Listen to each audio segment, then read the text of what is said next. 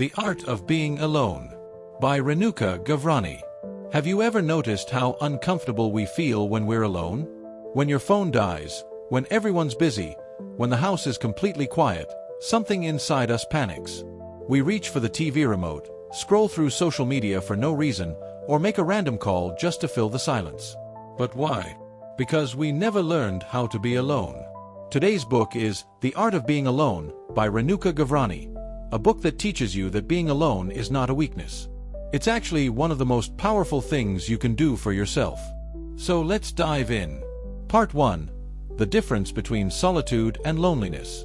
The very first and most important lesson of this book is this: solitude and loneliness are not the same thing. Not even close. Loneliness is an emotion. It's the painful feeling of wanting connection but not having it.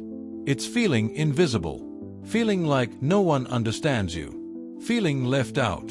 Solitude, on the other hand, is a state of being. It's the deliberate, conscious choice to spend time alone. Not because no one wants you. Not because you have no friends. But because you value your own company.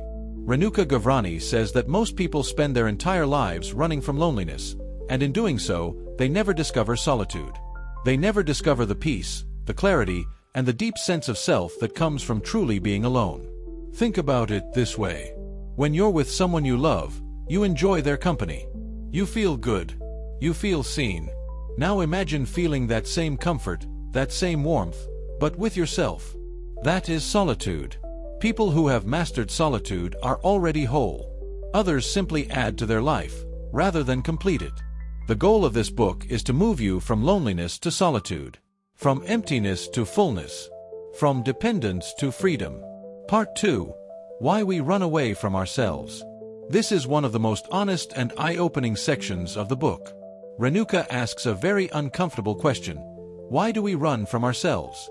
Think about your daily habits. You wake up and immediately reach for your phone. You put on a podcast while getting ready. You have music playing during your commute. You scroll through social media during lunch. You binge TV shows at night until you fall asleep. Now ask yourself honestly, how much of that is because you genuinely enjoy it, and how much of it is just to avoid silence? We have become experts at escaping ourselves. And Renuka explains why. When we are truly, completely alone and quiet, our unprocessed thoughts and emotions rise to the surface. The regrets we've been pushing down. The fears we haven't faced. The questions about our life that we've been avoiding. The grief we never sat with. The anger we never expressed. All of it comes up when the noise stops. And because that feels uncomfortable, sometimes even overwhelming, we immediately reach for a distraction. We fill the silence before it can fill us. But here's what Renuka wants us to understand. Those thoughts aren't trying to torture you. They're trying to talk to you. They are unresolved parts of your inner world asking for your attention. And every time you distract yourself from them, you're not solving the problem, you're just delaying it. And delayed problems don't disappear. They grow. The only way through is to sit with yourself. To face what comes up. To stop running. Because a person who can't be alone with their own thoughts is not free. They are controlled by their fears, by their distractions, by their need for constant external input. Part 3. You are the most important relationship of your life. Here is a question Renuka asks that really hits hard. How much time do you invest in your relationship with yourself? Most of us pour enormous energy into our relationships with others. We make time for friends, for family, for romantic partners. We think about how to be a better friend, a better partner, a better child. We work on our communication. We show up for others. But we almost never think about showing up for ourselves. Renuka says, the relationship you have with yourself is the foundation of every other relationship in your life. If that foundation is weak, everything built on top of it will be unstable.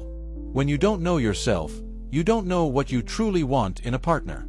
You end up in relationships that don't serve you.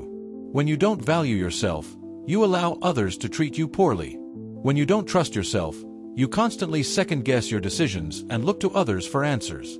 So how do you build this relationship with yourself? The same way you build any relationship, with time, attention, and honesty. You spend time alone. genuinely alone, and you use that time to get to know yourself. What makes you happy? What drains you? What do you actually believe, separate from what you've been told to believe? What kind of life do you actually want to live? These are not small questions, and they cannot be answered when you're always surrounded by noise and other people's opinions. Renuka also talks about something she calls being your own best friend. A best friend listens to you without judgment. A best friend is honest with you. A best friend is there for you even when things are hard. Be that person for yourself. Because if you can't be your own best friend, you will always be searching for someone else to fill that role. And no one ever will. Not completely. Part 4. Stop seeking validation. Let's talk about one of the biggest traps modern life has set for us, the addiction to external validation. Social media has made this 100 times worse. We post a photo and wait for likes. We share an opinion and wait for agreement. We make a decision and immediately tell everyone about it, not because we're excited, but because we need someone to confirm that we made the right choice. Renuka Gavrani is very direct about this. When you constantly seek validation from others, you are giving them control over your sense of self-worth. Your confidence goes up when you get praised. It crashes when you get criticized. Your mood depends on how people react to you. Your decisions change based on what others think. You are, essentially, living your life according to other people's preferences, not your own. And the tragic part? The people whose approval you're chasing are doing the exact same thing. They're also lost. They're also seeking validation. They're also unsure. So you are outsourcing your self-worth to people who don't even have a firm grasp on their own. The alternative, the thing Renuka is pointing us toward, is self-validation. It means checking in with yourself before checking in with anyone else. It means asking, does this feel right to me, before asking, what do you think? It means trusting your own judgment, not blindly, but with the kind of quiet confidence that comes from actually knowing yourself. And you can only know yourself through solitude. Solitude is where you develop your own voice. And once you have your own voice, you stop needing everyone else's. Part 5. Solitude and Creativity. Throughout history, the people who changed the world, the artists, the scientists, the philosophers, the writers, they all had one practice in common. They protected their alone time fiercely. Nikola Tesla worked alone for hours. Virginia Woolf said every woman needs a room of her own. Beethoven took long solitary walks to compose music in his head. Steve Jobs was known for his long, solitary thinking walks. This is not a coincidence. There is a deep connection between solitude and creativity. Renuka explains it this way: our best ideas don't come when we're in the middle of noise and activity. They come in the quiet moments. In the shower. On a walk. In the middle of the night when everything is still. Why? Because creativity requires something that constant stimulation destroys: the ability to make unexpected connections. When your mind is quiet, it wanders. And when it wanders, it makes connections between ideas that your busy, stimulated mind would never make. Solitude is not idleness. It is the most productive state your mind can be in, when it comes to thinking deeply, creating meaningfully, and solving problems creatively. In today's world, we've declared war on boredom. We fill every spare moment with content. But boredom, that uncomfortable, restless feeling, is actually the gateway to creativity. The next time you feel bored, resist the urge to reach for your phone. Sit in it. Something interesting is about to emerge from that discomfort. Part 6. How solitude transforms your relationships. Here's the paradox at the heart of this book. Learning to be alone makes you better at being with others. When you are not comfortable being alone, you bring a kind of desperation to your relationships. You need people too much. You cling. You become anxious when they're not available. You tolerate bad treatment because the alternative, being alone, feels worse. But when you've done the work of learning to be alone, when you've built a solid relationship with yourself, everything changes. You enter relationships from a place of wholeness, not emptiness. You choose people because they genuinely add to your life, not because you're terrified of what your life would look like without them. You set boundaries more easily, because you're not so afraid of losing people that you'll accept anything to keep them around. You communicate more honestly, because you've spent time understanding your own feelings, so you can actually articulate them. Renuka says it perfectly. The quality of all your relationships is a direct reflection of the relationship you have with yourself. If you feel lost and unsure inside, you will attract and tolerate chaos outside. If you feel grounded and secure inside, you will create and protect peace outside. Invest in your relationship with yourself. Everything else will improve as a result. Part 7. Learning to enjoy your own company.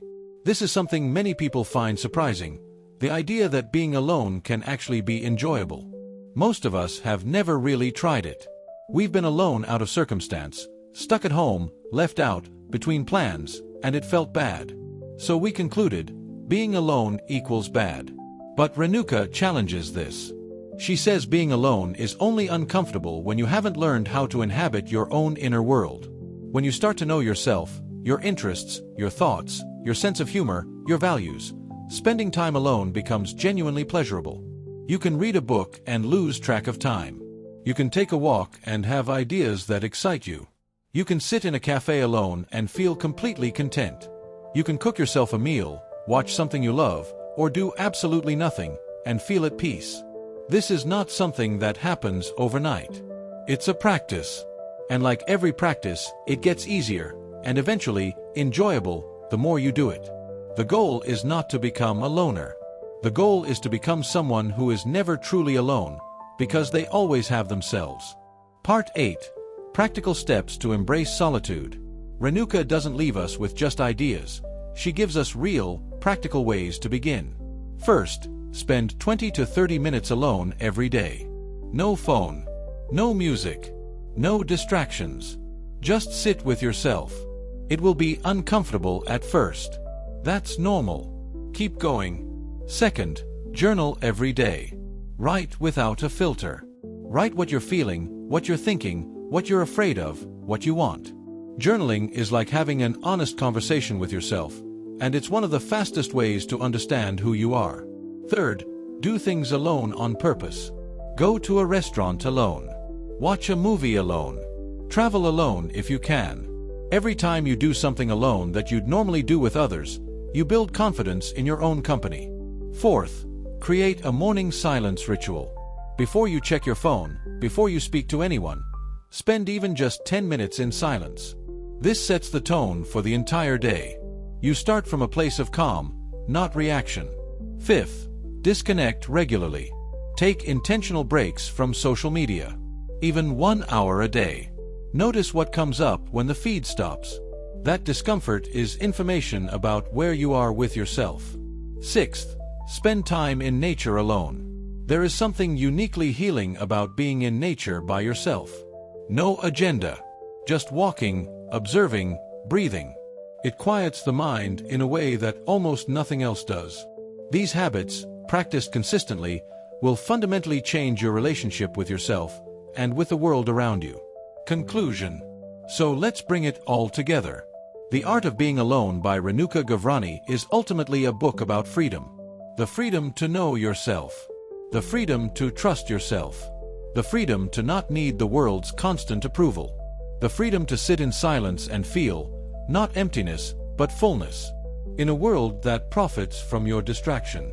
In a culture that equates being busy and being surrounded with being successful and loved, this book is a quiet rebellion. It says, slow down. Turn inward. The most important journey you will ever take is the one into yourself. And that journey begins in solitude. You don't have to become a monk. You don't have to disappear from the world. You just have to start giving yourself what you've been giving everyone else. Your time, your attention, your presence. Start small.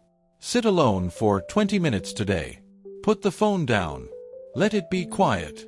And listen, really listen, to what comes up. Because somewhere in that silence, the real you has been waiting. If this video resonated with you, please give it a like and share it with someone who needs to hear this. Subscribe to the channel for more book summaries. And until next time, take care of yourself. You are worth knowing.